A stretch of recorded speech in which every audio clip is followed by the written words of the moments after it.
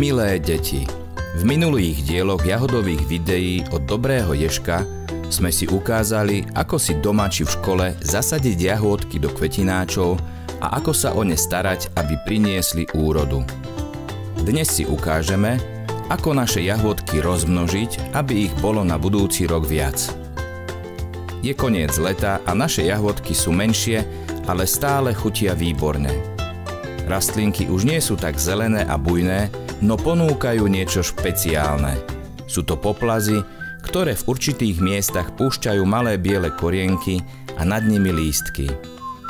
Tieto poplazy sú naše budúce rastlinky jahôd, ktoré prinesú o rok úrodu. Všetko, čo je treba urobiť, je odstrihnúť ich a zasadiť do buničinového kelímka so zmesou substrátu a pôdy. Výhonky prichyťte drôteným háčikom, aby z kelímka nevypadli. Polievajte tak, aby mali stále určitú vlhkosť. Tieto poplazy dokážu veľmi rýchlo pustiť hlbšie korene a dať tak základ budúcim silným rastlinám. Potom, ako sa poplazy zakorenia, môžeme rastlinky veľmi ľahko presadiť do kvetináčov či vyvýšeného záhonu. Jednoducho vyhlbíme jamky a kelímky z buničiny rovno vložíme na miesto, kde bude rastlinka ďalej rásť a kde prinesie úrodu.